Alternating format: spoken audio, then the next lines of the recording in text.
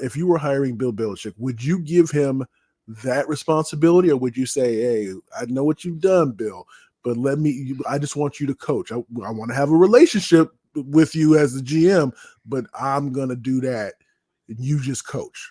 So what are your thoughts on Bill Belichick? Well, there's a reason why there's only so few that could pull off what he did, meaning coach and GM over the course of all these years.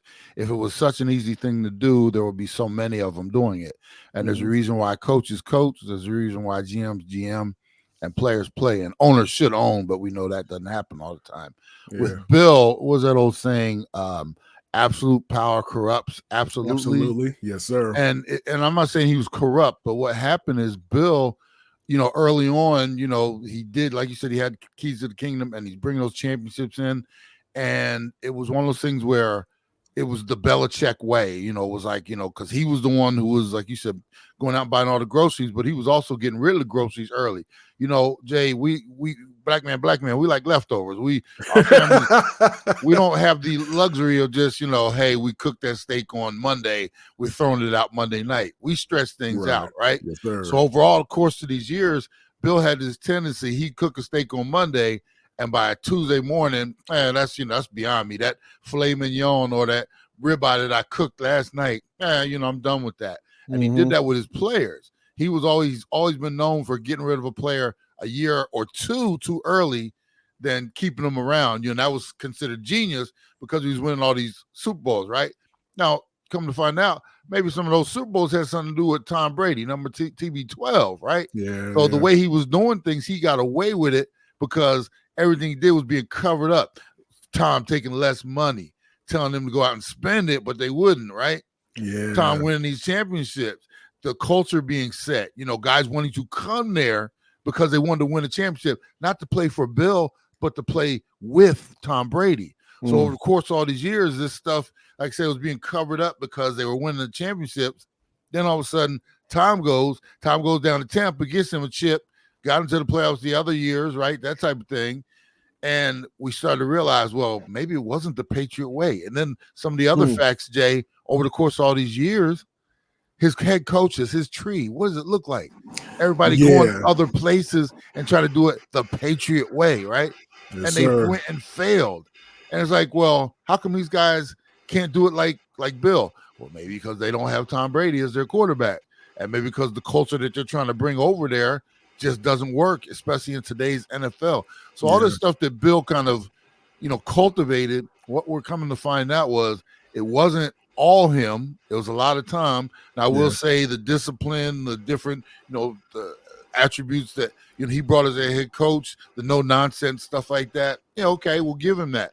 But the Patriot way, the Bill way of it's my way or the highway, and getting rid of these groceries too early, that was covered up for many, many years by one Tom Brady. And the question now is, can his way of coaching, can he translate that to another organization? And I know you want to ask that question. That's a big question out there right now. And like I said, never played for Bill. He was coming in right when I was kind of going out. But I mean, from everything I heard, guys, they played for the Patriots for the championships, not necessarily because they loved him as a coach in his style. Right. So we're going to have to see that moving forward, what it looks like in other places. Yeah, so what's interesting is you were saying that I came up with a couple of different analogies since I hang out with you for the last handful of years. It's almost like Bill Belichick is Jay-Z, right? So he first 3-4 albums, fire. Then you came up with a Kingdom Come album. Hey, man, I don't know. Are you choosing your beats right? What's going on? And he has a couple of mediocre ones that have been sprinkled in there. And then his last championship was like that 4-4-4 album where, okay, you can do it sometimes, but I don't know if you, and now he just drops a verse here and now, meaning you get a good draft here and there, player here and there, but nothing consistent. Or when it comes to that Patriot way, that father, that parent that still thinks that they can have all the control over their child who's now 21, 22, 23. Well, he ain't 6 or 10 or 15 no more. You don't have that same control. And Tom Brady said, I'm cool. You don't got to tell me to clean my room. I don't even live with you, man. You don't have that control over me, and that can be difficult to acquiesce, to be able to change your stripes, especially when it's something to that extent, I would imagine. Mm-hmm. Absolutely. And I think one of the things, and you talk about like with Tom wanted to break out and show, and I think he did it. And it was almost like you bring up the analogy of a child, Jay. The child went away to college and he rebelled a little bit because Tom got away, and all of a sudden he was down there with our boy Bruce Arians. Bruce Arians, BA.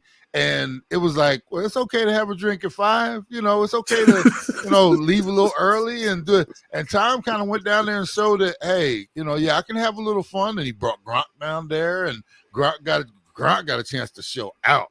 Gronk went out there and was just like, all them years playing under Bill, I'm with, now mom and dad, I can't tell me what time to go to sleep.